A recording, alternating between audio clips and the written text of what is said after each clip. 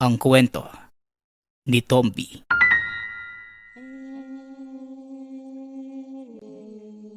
Ang kwentong ito ay hango sa totoong buhay.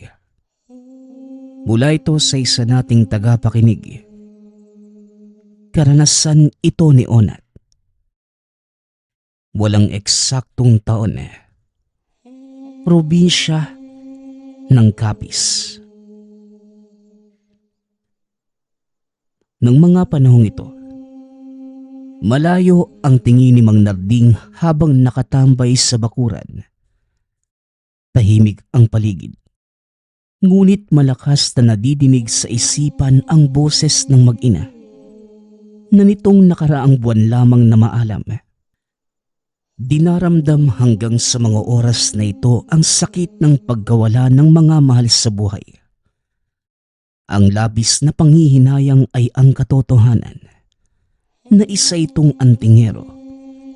Ngunit walang nagawa para iligtas ang mga ito laban sa lupit ng aswang. Noong araw na nagbubuntis ang asawa, 2 beses silang sinubok ng aswang. Ngunit hindi ito nagtatagumpay dahil nasa tahanan lamang siya na mga sandaling yun. Kaya madaling naitataboy ang nilalang.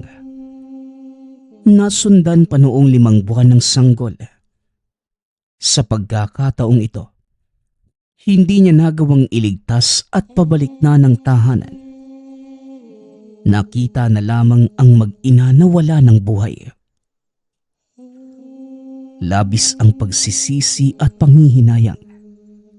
Ilang taon ang kanilang hinintay bago nabiyayaan ng anak. Ngunit sa huli ay mawawala lang. At ang masaklap, pati ang kanyang asawa. Kaya magmula ng araw na yon hindi na niya ninais magtrabaho. Nasa bahay na lamang ito. Mang Narding, magandang umaga po. Bilad ka na po sa init dyan ah. Lumipat ka po rito sa lilim.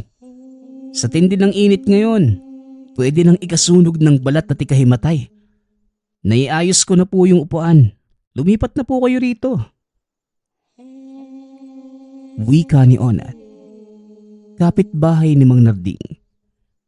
Binatilyong mag-isa na rin sa buhay matapos masawi ang mga magulang sa isang trahedya. Sa lugar nila, sila lamang ang magkakapitbahay dahil pagmamay-ari ng angka ng matanda ang malawak na lupain. Nagmistula na rin kakahuyan dahil hindi na naaalagaan. May dala rin po akong pagkain. Isinabit ko roon sa pinto ng bahay nyo. Pagtsagaan nyo na lang po yun, Mang Narding ha. Bukas, dadayo ako ng bayan para magtrabaho sa munisipyo. Baka makasahod kagad sa hapon. Bibili ako ng mauulam natin. Anong karne kaya yung pwede sa hapunan? Yung lutong may sabaw po sana. Manok o baboy? Tanong ni Ona. Pilit pinupukaw ang atensyon ni Mang Narding. Ngunit nakatitig lamang ito sa malayo. Pagkatapos makalipat ng upuan, hindi na lamang niya kinulit at baka magalit pa. Naupo ito sa tapat at dinama ang simoy ng hangin. Ilang sandali pa ang lumipas. Nagkusang nagsalita ang matanda. Onat, bakit inaaruga mo pa ako? Ang sarili mo na lamang ang atupagin mo. Huwag ka nang magsayang ng oras sa akin. Wika ni Mang Narding. Wala naman pong ibang tao sa paligid kundi tayo lang. Saka parang pamilya ko na kayo, Mang Narding. Noon nabubuhay pa si Aling Cynthia, inaalagaan din naman niya ako Itinuring pa nga na parang anak. Gusto ko lang pong ibalik yung kabutihan ng yumaon yung asawa sa pamamagitan ng pag-aalaga sa inyo. Ngayon kayo na lang mag-isa. Tugon ni Onat. Napabuntong hininga si Mang Narding. Sa katunayan, ayaw nito na may taong umaaligid. Ngunit hindi rin magawang itaboy si Onat dahil wala rin itong pamilya. Tiniis na lamang ang pangungulit ng binata. Baka pag-isipan pa siya ng masama kapag napagsabihan. Iba pa naman ang takbo ng utak ng mga kabataan. Tumatanggap ka na pala ng trabaho galing sa munisipyo. Akala ko ba ayaw mo sa mga tao roon? Tanong ni Mang Narding. Yun nga po Mang Narding. Kaso kung aarte pa ako, magugutom tayo. Isang araw lang namang trabaho yun Matatapos din kagad. May aayusin lang na lugar para sa magaganap na rally bukas ng gabi. Simula na yung kampanya para sa darating na eleksyon Makikita ko na naman yung mga halimaw ng lipunan. Maglilipa na para ipalaganap yung mga walang kwentang plataporma nila. Tugon ni Onat. Mababakas ang galit sa boses nito. Hindi niya masisisi dahil ang aksidente ng mga magulang nito ay may kinalaman sa politika. Ngunit sa kabila nun merong ibang naisip si Mang Narding. Nang banggitin ni Onat ang salitang halimaw at naglilipa na. Nang mga panahong yun, oras din ng paggalaw ng mga aswang. Onat, huwag ka palang magtatagal kung sakaling aalis ka ha. Mahirap na at baka madisgrasya ka pa sa labas. Kung meron bang lalapit na hindi mo kilala at may kung anong sabihin sa'yo, lumayo ka kagad. Maraming pakulo ang mga tao ngayon. Ang iba dyan hindi ordinaryong tao. Babala ni Mang Narding. Hindi ordinaryong tao. Aswang po Salamat po sa paalala. Alam ko na po yun bago nyo pa sabihin. Nakita ko kasi kayo na gumagawa ng langis kahapon Mang Narding, ibig po bang sabihin, mapapalaban ka ulit? Tanong ng binata. Abat, naninilip ka na naman sa kubo ko Ikaw talagang bata ka. Nalalaman mo yung ginagawa ko. Huwag mo nang uulitin yon. May mga bagay na dapat ako lang ang nakakaalam. Pasensya na po. Di ko naman sinasadya. Nagkataon lang na pagdaan ko yun yung nakita ko. Siya nga po pala, lalakad na ako ha. Bibisita ako ulit mamaya, Mang Narding. Pagpapaalam ng binata. Nang maiwang mag-isa ang matanda, muli niyang inalala ang nakaraan. Hindi pa rin mapigilan ng galit. Nawasak pa ang maliit na mesang gawa sa kahoy ng hampasin. Malinaw na nakikita sa isipan ang mukha ng aswang na pumaslang sa mag-ina na unti-unting ngumingiti. Alam niyang isa lamang itong ilusyon, gawa ng labis na pag-iisip ngunit pakiramdam niya ay totoo. Kumanda kang hayop ka. Sa susunod na magtagpo ang landas natin, sisiguraduhin kong ibabaong kita ng buhay. Wika ni Mang Narding. Pagsapit ng gabi ay dumating na si Onat. May dalang pagkain at iilang prutas. Pinagsaluhan nila ito sa hapunan. Hindi naman maiwasang magtanong ni Mang Narding. Dahil sa dami ay malaking salapi rin ang magagastos. Wala kang trabaho, pero ang dami mong binili, Onat. Anong diskarte ang ginawa mo? Baka mamaya may kalokohan ka ng pinasok ha. Di po Mang Narding. Nagpunta po ako sa pamilihan kanina para makabili ng kaunting bigas. Tama namang nakasalubong ko si Tia Midret. Kapatid ni nanay. Mayaman yun Naawa sa akin kaya binigyan ako ng pera. Binili ko nito para naman makakain din na masarap kahit minsan. Siya nga po pala. Sa bahay muna siya pansamantalang tutuloy Nag-away daw kasi sila ng asawa niya eh. Wala namang ibang malapit na kaanak. Ako lang. Ayos lang po kaya yun, Mang Narding? Tanong ni Onat. Bakit ako ang tinatanong mo? Hindi naman yan sa bahay ko tutuloy, tama ba? Ikaw, ayos lang ba sa'yo? Kung ako lang ang magpapasya patuloyin mo na. Babae siya. Kawawa naman kung kani-kanino makikituloy. Baka gawan pa ng masama. Wika ni Mang Narding. Sinabi ko naman po sa kanya na pwede siyang tumuloy sa bahay anumang oras niya gustuhin. Bukas pa darating. Kasi kinakailangang magpakonsulta sa doktor. Nagdadalang tao po Wika ni Onat. Diretsyong napatitig si Mang Narding sa kanya. Ilang sandaling natigilan. Hindi inaasahan na buntis ang manunuluyan. Yun naman pala Dapat mo siyang tanggapin dahil mas delikado sa panahon ngayon ng mga buntis. Wika ng matanda. Nagsimula na ring kabahan dahil kasagsagan na ng paglipana ng mga aswang. Kagaya ng sinabi ni Onat, nakituloy nga sa tahanan ang tiyahin nitong buntis. Hindi pa gaanong malaki ang tiyan kahit 7 buwan dahil panganay pa lamang. Binalaan din ito ni Mang Narding na kung maaari ay wag dalasan ng paglabas. Sa lugar nila ay marami ding mga elemento sa tabi-tabi. Hindi man malakas ang banta sa tao, ngunit gusto lamang makasigurado.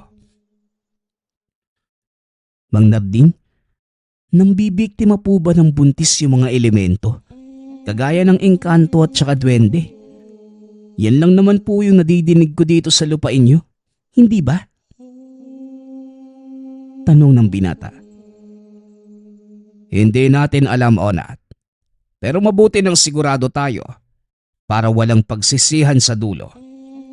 Bantayan mong maigi ang buntis. Huwag iwawala sa paningin. Tatapating kita, Onat. Hindi maganda ang kutob ko lalo na panahon ngayon ng paglabas ng mga aswang. Kaya kung maaari, makinig ka lamang sa akin. Seguridad at kaligtasan ng tiyahin mo ang prioridad natin ngayon. Hanggang kailan ba siya sa bahay ninyo? Hanggang sa mga anak lang siguro, Mang Narding. Yun po yung sabi ni Tia Masamang masama yung loob sa asawa niya kaya naggaganyan. Ganun ba, iho? Mahabang panahon pala ang kakailanganin para bantayan yan. O siya, umuwi ka na sa inyo para mabantayan ang tiyahin mo. Wika ni Mang Narding. Nagpaalam ang binata. Dali-dali namang naghanda ng pangontra si Mang Narding. Pagkatapos, pumunta sa kabilang bahay upang mailagay ang mga ito. Abang isinasabit sa mga bintana at pinto ang pangontra. Hindi nakaligtas sa kanyang pandinig ang sinabi ng buntis. Hindi ito sang-ayon sa ginagawa niya. Inaasahan naman ni Mang Narding dahil unang tingin pa lang. Hindi talaga naniniwala sa ganitong bagay ang babae. Onat, hindi mo naman sinabi sa akin na may kapitbahay ka palang ganyan? Naglalagay ng kung ano-ano? Pangontra daw sa aswang? Talaga ba? Baka mamaya, yan pa yung dahilan para mapahama kami ng anak ko. Ipatanggal mo na lang. Wika ni Tia Mildred. Tia, huwag ka naman pong ganyan kay Mang Narding. Kung hindi niyo po na itatanong, isa po siyang antingero. Taong malawak yung kaalaman pagdating sa lihim na karunungan. Gumagawa siya ng paraan para ngayon pa lang maitabo yung masasamang loob na magtatangka sa buhay niyo at ng anak niyo. Para sa ikabubuti niyo po yan, Tia. Tugon ni Onat. Ay nako, basta hindi ako naniniwala sa ganyan. Anong taon na ngayon, no? Tapos nananatili pa yung paniniwala sa aswang-aswang? Lumang tao ba siya? Noong nakaraang dekada lang nauuso yung nilalang na yan. Hindi na ngayon, no? Tia, kung makapagsalita naman kayo, wala naman pong mawawala kung magtitiwala tayo sa ganito. At saka kilala ko si Mang Narding. Mabuti ho siyang tao. Walang ibang hangad kundi maging ligtas yung mga kasama laban sa kung anong nilalang. Hayaan na lang po natin. Ako nang bahala rito. Muling wika ng binata. Natahimik ang buntis. Pumasok ng kwarto para magpahinga. Hindi nilagyan ni Mang Narding ng pangontra ang tulugan nito dahil nahihiya siyang pumasok. Masama pa naman ang tinginan ng babae sa kanya. Si Onat na lamang ang inutusan. Yung bahay meron na. Sa sala, sa kusina. Ito ilagay mo sa ilalim ng higaan niya. Ikaw na para hindi mas lalong sumama yung tingin sa akin. Kung sakaling may mapansin kang kakaiba sa paligid, tawagin mo kagad ako. Pakisabi rin sa tiyahin mo na maghinay-hinay sa pagtulog. At dapat patagilid. Huwag patihaya. Bigyan mo ng kumot. Yung pula o kulay itim sana. Bili ni Mang Narding bago tuluyang umalis ng tahanan. Nang makauwi na siya, hindi maiwasang tutukan ang katapat na tahanan. Madilim na ang paligid at habang lumilipas ang sandali, bigla na lamang lumakas ang kabog ng dibdib. Kapag ganito, alam niyang may mangyayaring masama. Diyos ko, huwag dapat sanang maulit ang nangyari noon. Wika ni Mang Narding. Napabuntong hininga ito. Muli na namang naisip ang nangyari sa mag-ina. Habang tanaw ang kabilang bahay, inihahanda rin ang mga kagamitan kung sakaling biglang lilitaw ang anumang uri ng aswang. Marami na itong lahing nakaharap at hindi nalalayong bagong mukha na naman ang makakainkwentro. Ilang lahi ng halimaw na ang dumarayo sa lugar na pare-pareho ang layon. Makalipas ang ilang sandali, bumigat ang ihip ng hangin. Wala namang nababalitang masamang panahon. Ngunit may hatid itong banta. Lumabas si Mang Narding upang makita ang buong paligid. Bitbit niya ang debateryang flashlight na umaabot sa tahanan ni Onat ang ilaw. Ilang beses itong itinutok doon para makasiguradong walang halimaw na lumapit. Maya-maya pa, lumabas si Onat at may kung anong isinesenyas. Hindi niya maintindihan kaya hinihintay ang paglapit nito. Mang Narding, pakipatay po ng ilaw niyo. Gising pa po si Tia Mildred Nasisilawan siya. Ang lakas po ng ilaw niya na. Tumatagos po yung liwanag sa dingding. Bagong bili niyo lang? Tanong ni Onat. Hindi. Bigay lang ng kasamahan ko dati sa construction. May naramdaman kasi ako na ihip ng hangin ngayon Kaya lumabas para tumingin. Gising ka pa pala. Mabuti yan para mabantayan ang buntis mong kasama.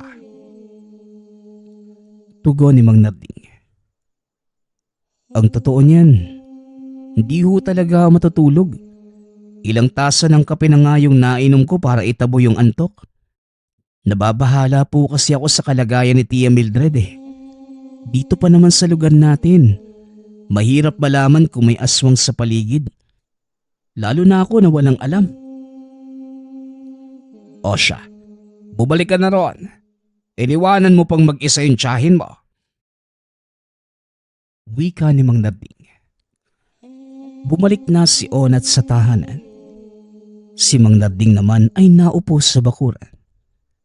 Walang balak na magpahinga dahil hindi pa humuhupa ang pangamba. Inilaan na lamang ang buong oras sa pagbabantay sa paligid. At nang gabing yon, wala namang nangyari. Kinabukasan, sinamahan ni Onat ang tiyahin Naglalakad ito sa paligid. Kinakailangan ng kasama dahil maraming ligaw na damo sa daan. Mahirap na at baka mapatid. Matumba at tumama kung saan-saan ang tiyan. Sa kabilang banda naman, palihim ding nagbabantay si Mang Narding. Kahit may araw na hindi pa rin makampante. Ilang sandali lang ang lumipas, bumalik na ng tahanan ang tiyahin ni Onat. Masyado nang tirik ang araw at napapagod na ring kakalakad. Sumadya naman sa kanyang tahanan ang binata para makipagkwentuhan.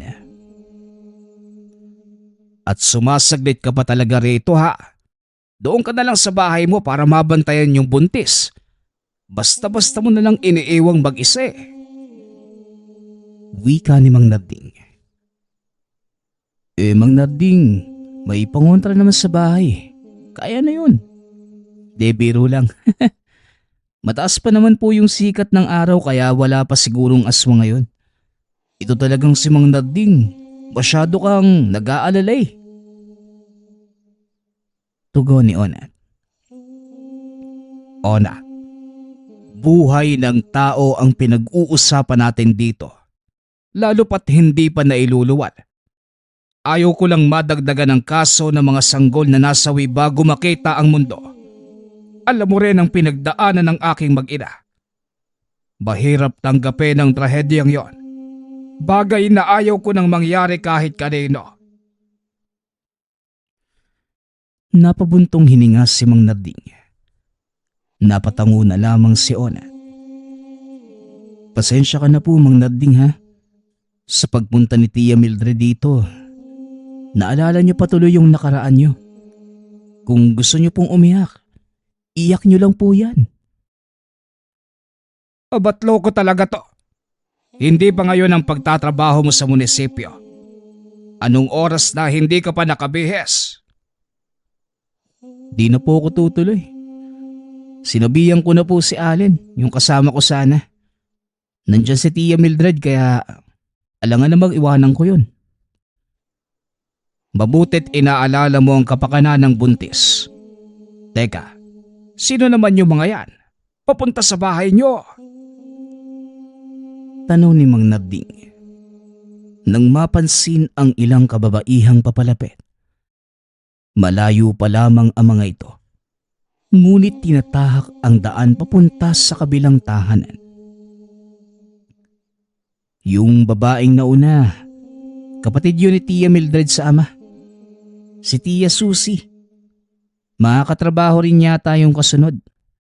Nabanggit kasi sa akin na dadalaw kapag nakalipat. Puntahan ko po muna, ha. Babalik ako mamaya. Tugon ng binata. Lumakad na ito para salubungin ang mga bisita. Nakikiramdam lamang si Mang Narding nang walang mapansing kakaiba sa bagong dating. Inatupag na ang ibang gawain. Maghapong kwentuhan ang naging ganap sa tahanan ni Onat. Maging ang binata, nakisali na din sa usapan. Magaan ang pakikitungo ng kakarating pa lamang na tiyahin. Pati na ang kasama nitong dalawa. Mga kasamahan sa trabaho. Umalis din ang mga ito pagsapit ng hapon. Mang Narding, ito po ulam mo. Dinuguan at saka adobong manok. Bigay po yan ng katrabaho ni Tia Susie. Marami kasi kaya naisipan kong dalhan ka. Nagapunan ka na po ba? Tanong ni Onat. Siya na rin mismo ang naglapag ng ulam sa lamesa. Kakatapos ko lang. Ilagay mo na lamang dyan sa kusina. Maraming salamat, ha. Tugon ni Mang Narding.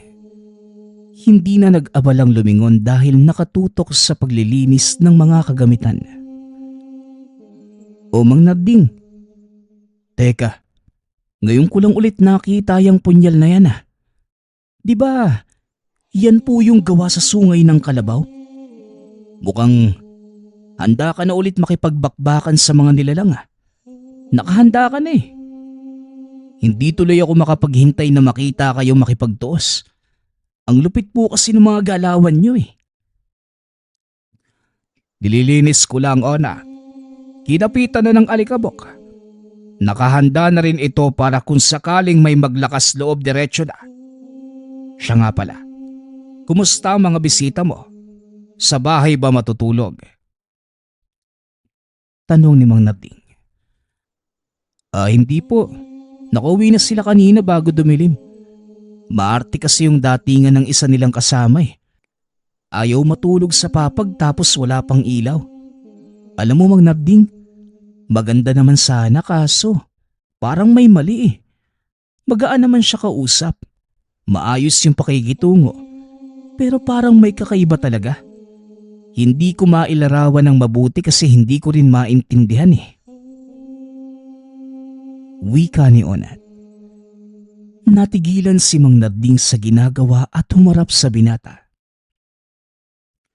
Teka Onat, paano mo nasabing kakaiba? Sabihin mo sa akin ng dahan-dahan at baka sakaling maintindihan ko. Yung mga mata niya, noong tinitigan kong mabuti parang baliktad yung refleksyon sa paligid. Tapos kung lalapit ka ng husto, amoy malansa. Umiiwas pa nga sa pagkaing inihahanda ko eh. Yung dala lang niya yung kinakain. Kung makaalok pa sinisiguradong kakainin mo. Tugon ni Onat. Naalerto si Mang Narding sa sinabi nito. Dali-daling nagpunta sa kabilang bahay upang suriin ang kalagayan ng buntis. Nagulat pa ang babae sa biglaan niyang pagpasok at paghawak sa tiyan. Bastos ka? Bigla ka na lang nangahawak? Onat, ilabas mo ang taong yan kung hindi tatawag ako ng pulis. Napakabastos eh. Sigaw ng babae. Saka mo na lang ako ipapulis kapag nasigurado kong ligtas ang bata sa sinapupunan mo. Maupo ka. Bilis! Onat, kumain ba ang tiyahin mo sa dalang pagkain ng mga bisita kanina? Nasaan ang tira? Tanong ni Mang Narding. Dinala ni Onat ang tirang pagkain. Sinuri itong mabuti ni Mang Narding at nang pataka ng katas ng kalamansi. Nagbago ang anyo ng dinuguan, pati na ng adobong manok. Hindi ito karne ng hayop kundi parte ng tao. Hindi makapaniwala ang buntis sa natuklasan. Nasusuka na rin pati si Onat. Sinuri ni Mang Narding ang sinapupunan ni Tia Mildred. Kahit isa itong antingero, natutunan din ang iilang bagay tungkol sa buntis. Dahil siya ang nag-aalaga ng yumaong asawa noong araw. Kahit papano ay may nalalaman ito. Hindi ko maramdaman ang bata. Delikado ito. Onat, magdala ka rito ng isang basong tubig. Bilisan mo! Utos ni Mang Narding. Pinatakan niya ng iilang langis pangontra ang tubig at saka pinainom kay Tia Mildred. Naguguluhan pa ito sa nangyayari at naiiyak sa pag-aalala para sa anak. Buwisit na yan. Kung aswang ang kasama ng tiyahin mo kanina, bakit hindi ko naramdaman? Pati ang pangontra parang walang nagawa. May ginamit yata ang isang yon para hindi malabanan ng mga ito. Mang Narding, dahil binanggit mo yan parang masasagot ko. Kanina kasi, noong nagpaalam yung babaeng yun para magbanyo, may kung ano siyang pinahid sa balat niya eh. Di ito nakalagay sa isang bote. Tumitingin pa nga sa paligid bago nagpahid eh. Yun siguro yung sinasabi mong pangontra niya. Wika ni Onat. Pumunta yung babae sa banyo. Tapos nakita mong nagpahid. Namboboso ka ba? Ang tinutino mong tignan. Pero may tinatago ka palang katarantaduhan. Hindi naman sa ganun Mang Narding no. Nagduda na kasi ako. Palingon-lingon siya habang papunta sa likod. Kaya hindi ko maiwasang sundan. Malay ko ba? Hindi bale na. Mas mabuti na rin na nakita mo para masagot ang tanong natin. Sa ngayon, delikado ang lagay ng tiyahin mo at ng bata sa sinapupunan niya. Itong langis, makakatulong para alisin ang anumang sumpa at banta ng aswang sa mag-ina. Sundin mo lamang ang ginawa mo kanina. Isang baso ng tubig at iilang patak nito. Uuwi muna ako ng bahay para alamin kung ano pa ang nakalagay sa pagkain. Magbantay kang maigi. Bili ni Mang Narding. Umuwi na ito at sinuri ang hinatid na pagkain ni Ona. Atay ng tao ang nagbabalat kayong dinuguan. Daliri naman ang adobong manok. Malakas ang kapit ng sumpa ngunit kayang labanan ng ginawa niyang langis. Habang inaasikaso ang bagay na ito, naagaw ang atensyon sa amoy na dala ng hangin. Alam niya kung kanino ito nanggagaling. Kaya mula sa lumang ataol, inilabas niya ang punyal na gawa sa sungay ng kalabaw. Inihanda din ang tangang medalyon para sa proteksyon. Paglabas pa lamang ay natuntun na ang pinagtataguan ng aswang. Nagtatago sa mayayabong na halaman sa hindi kalayuan. Maingat na lumapit si Mang Narding. At nang sandaling makatsyempo, hindi niya tinigilan sa pagwasiwas ang punyal. Mabilis itong nakabawi. Lumaban. Ngunit walang nagawa sa puwersa ng antingero. Makalipas lamang ang ilang sandali. Bumulagta na lamang ito. Napahugot ng hininga si Mang Narding habang tinititigan ang katawan ng aswang. Puno ito ng hiwa at labis ang pagdurugo ng mga sugat. Ngunit sa kabila nun, buhay pa rin. Dahan-dahang gumagapang para tumakas. Hindi ikaw ang aswang na nambiktima sa mag-ina ko. Pero kalahi mo pa rin yon. Mga hayop kayo. Mga demonyo. Mga walang hiya. Wika ni Mang Narding. Patuloy lamang ito sa pagwasiwas sa punyal. Inilabas ang lahat ng galit sa pamamagitan na rin ng pagsigaw. Patuloy lamang ito at hindi tinigilan hanggang sa mapagod ang kamay. Mang Narding, ikaw po ba yan? Ano naman po yung ginagawa niyo rito? Mang Narding, gabi na po ah. Anak ng... aswang? Aswang po ba yan? Aswang nga. Wika ni Onat nang maklaro ang nakabulagta. Oo, aswang nga yan. Lalapitan pa eh. Kumusta yung tiyahin mo? Wala ba siyang nararamdaman kanina? Mga ilang minuto ang nakalipas. Tanong ni Mang Narding.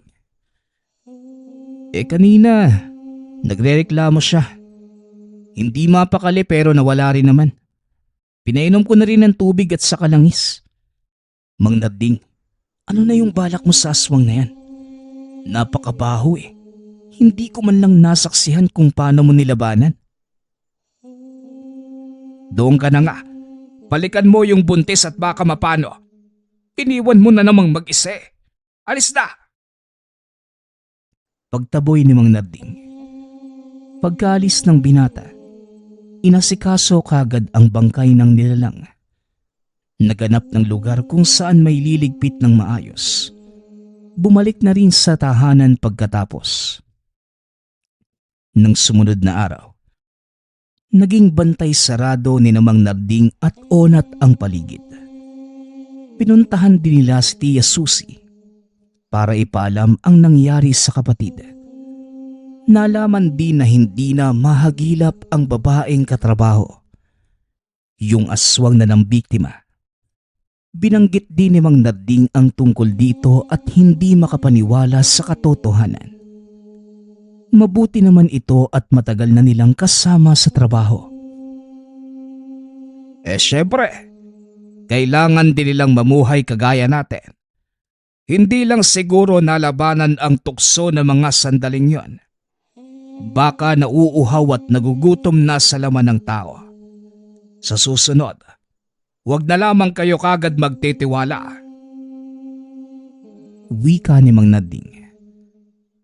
Sinamahan nila si Tia Mildred hanggang sa nanganak ito.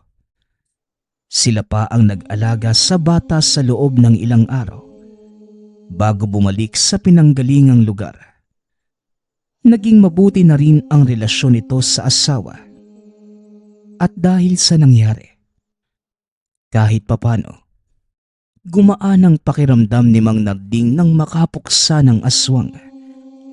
Inisip na lamang na yun ang nilalang na pumatay sa kanyang mag-ina. Sa pamamagitan nito, nabawasan ang bigat na daladala sa loob ng mahabang panahon. Ang susunod nating kwento ay mula sa isa nating tagapakinig. Taong 1982. Mabinay, Negros. Si Raprap ay abala tuwing dadating ang panahon ng Setyembre. Nangangalap ito ng mga gagamba. Sa edad na 15, lahat na ng mga libangan noon ng mga kabataan ay naranasan ng binata. Ngunit gagamba talaga ang kinawiwilihan. Sa mga batang pinanganak ng dekada 80, alam nila na tuwing Setyembre ay tanyag ang kapistahan ng bais. Setyembre 10, ang pinakaiintay ng mga kabataan. Dumadayo pa ang mga ito sa ibang lugar upang paglabanin ang mga nahuli. Ayon sa binata, labis itong nakapagbibigay saya sa kanya. Malakas pumusta si Raprap, kaya naman pinipili niya talaga ang mga kalidad na insekto. Inilalaban niya yung malalaki at sobrang tapang. Itinuring na niyang manok ang mga alaga. Ngunit hindi niya inaasahan na dahil lamang sa kinaaaliwan, yun pala ang magiging dahilan ng matinding pagbabago sa pananaw ng binata, pati na rin sa buong pagkatao. Naaalala pa noon ni Raprap, kung hindi siya nagkakamali, huling linggo yun ng Agosto, nagkayayaan ng mga kaibigan niya na manguha ng gagamba. Kapuputok pa lamang ng araw at mamasa-masa pa ang mga damo dahil sa hamog. Hindi sanay si Raprap na may kasama. Ayon sa kanya, maingay ang mga ito at isa pa, maaaring mag-unahan pa sila sa paghanap ng gagamba. Kaya mas pinili ng binatang mapag-isa na lamang. Inuna niyang puntahan ang sariling sakahan at taniman ng mais. Madalang na ang mga gagamba ng mga oras na yon, at tila may naghanap na doon kagabi. Nagkalat pa ang mga bakas ng sirang sapot. Kaya napagpasyahan ng binatang pumunta na lamang sa pulang lupa. Medyo may kalayuan ito sa kanila at bihira lamang ang nagpupunta sa lugar. Dahil ayon sa mga haka-haka, pinapamahayan ito ng kakaibang nilalang. Kaya alam ni Raprap na maraming gagamba doon at wala na siyang pakialam sa mga sinasabi ng ibang tao.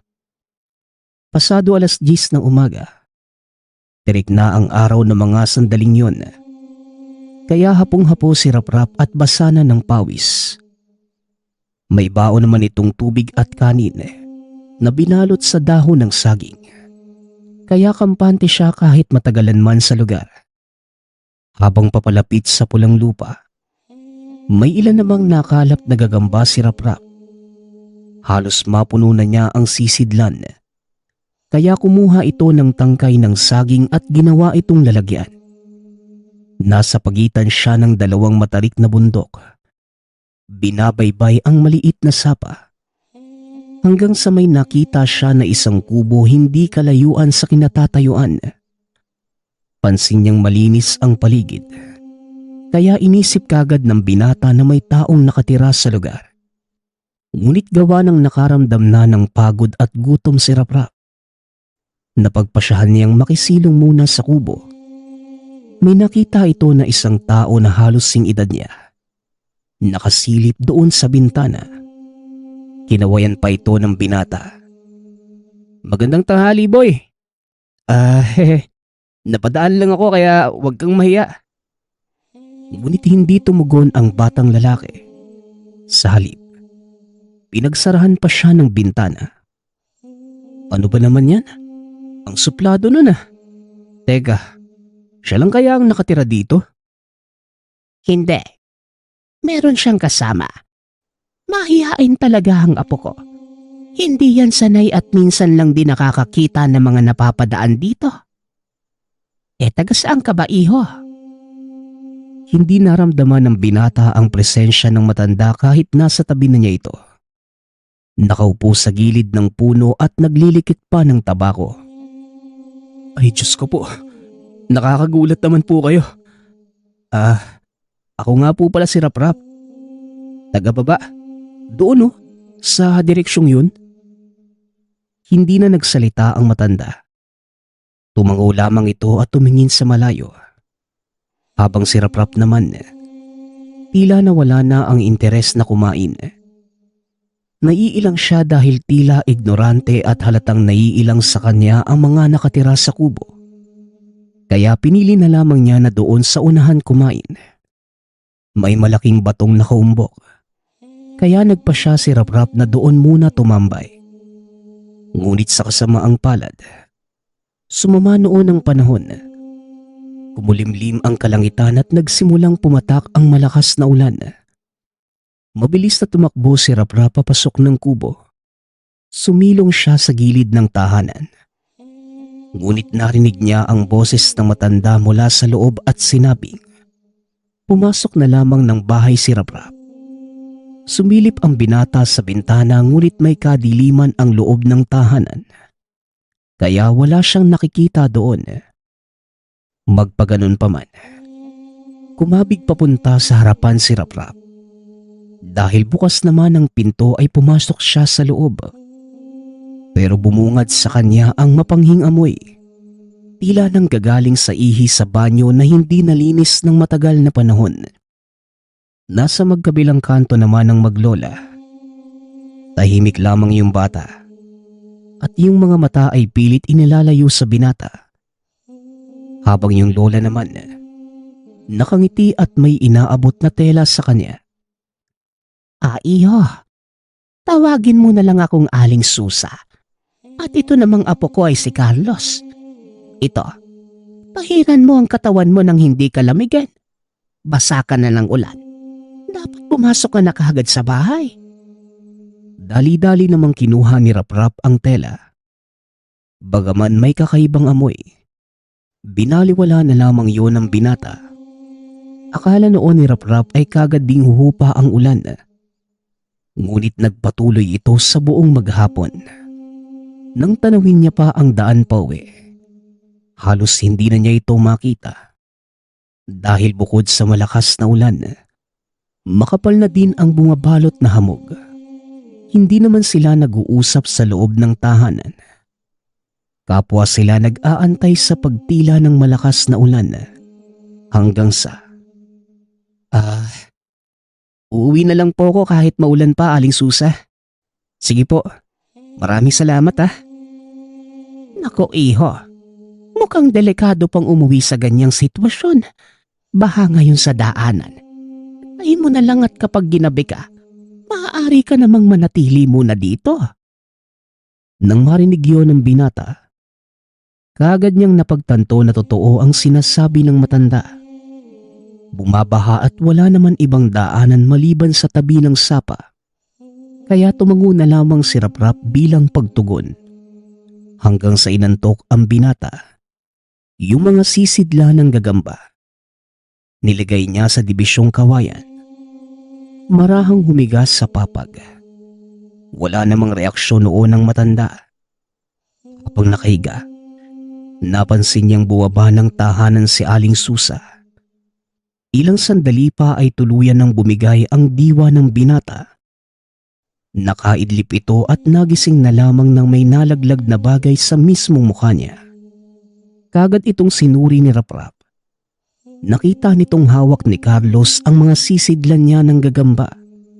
Napangiti naman ang binata dahil nakita niyang naaaliw si Carlos sa ginagawa. Pinapalabas pa nito ang isa sa gagamba at pinapagapang sa kamay. Ngunit ilang segundo lamang, dinampot ito ni Carlos at sinubo sa bibig. Gulat na gulat si Raprap.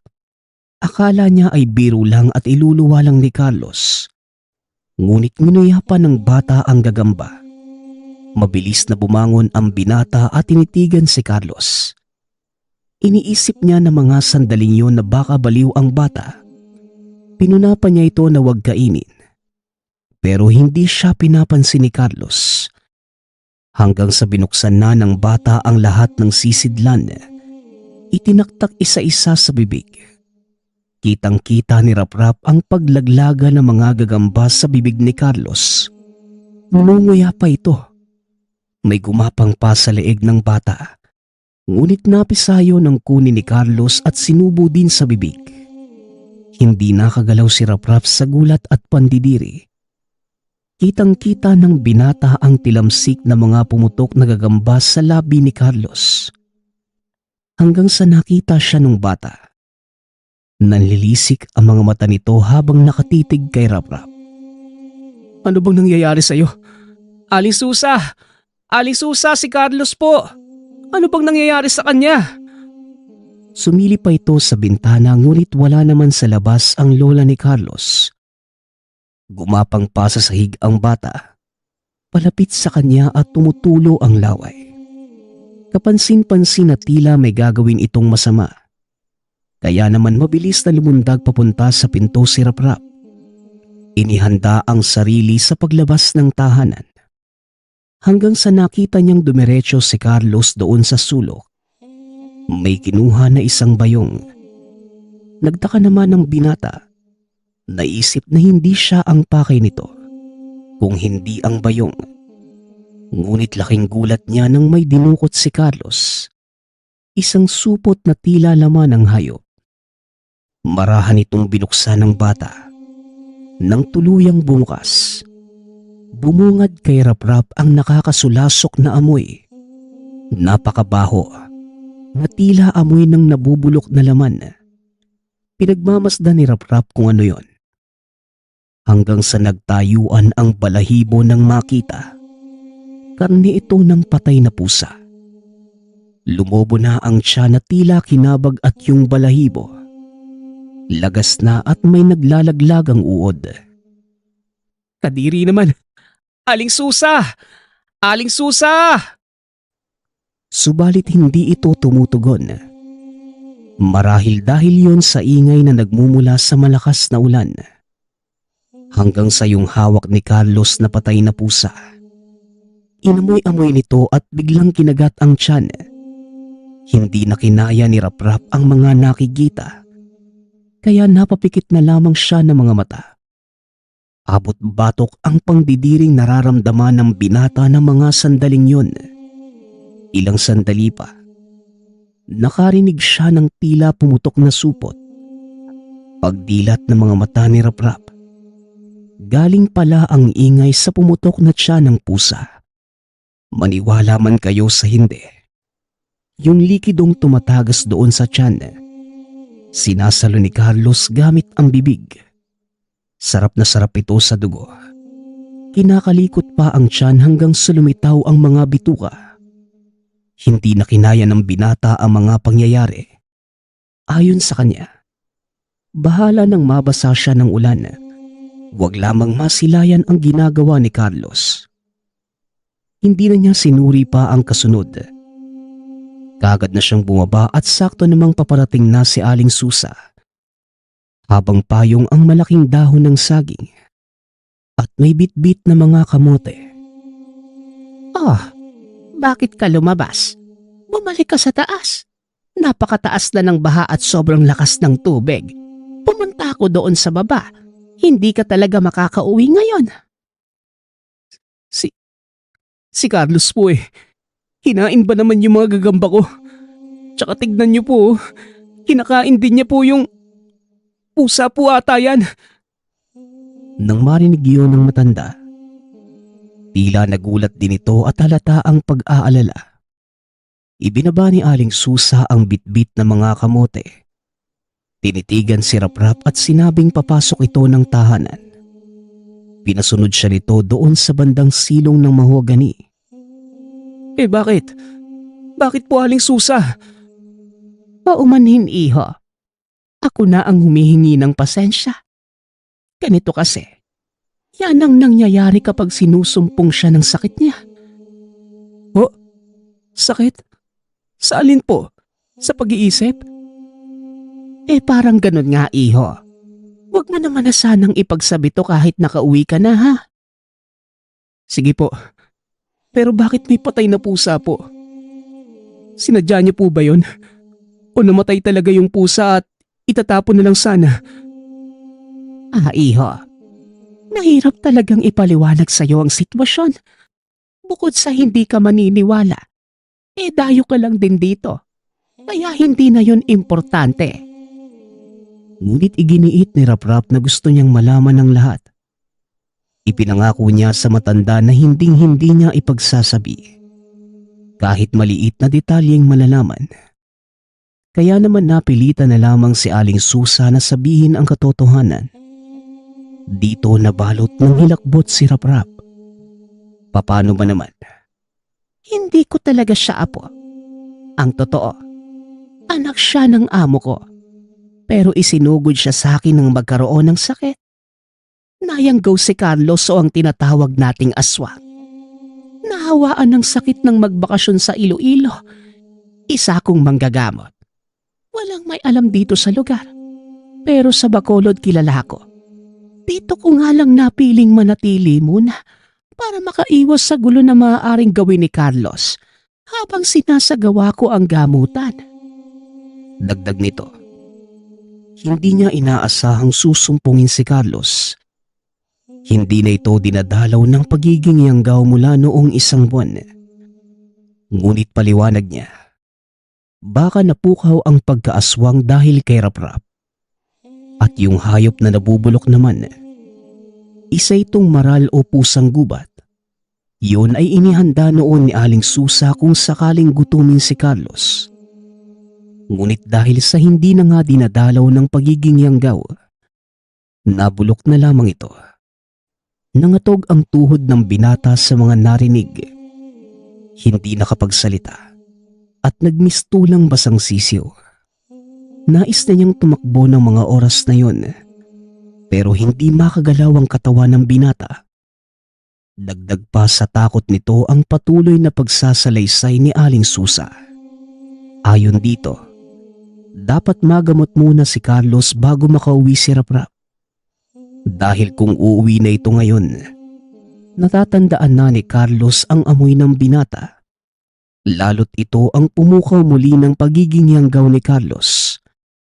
Maaring hanapin ito si Raprap hanggang sa madamay na ang buong pamilya at mga kapitbahay sa lugar. Po, hindi po pwede. Hahanapin ako ng mga magulang ko. Hindi naman kita maaaring paalisin. Kung aalis ka man, dito palang papatayin na lang kita. Sa madamay ang ibang tao sa ibaba. Nakikiusap ako, iho. Manatili ka muna. Gagamutin ko ngayon si Carlos sa iba namang paraan. Wag naman po. Bakit hindi na lang siya ang patayin niyo? Di ba aswang naman siya? Hindi pwede. Nakapangako na ako sa mga magulang niya. Isa pang dahilan, ang mga anak ko at apo doon nagtatrabaho sa panig ng amo ko.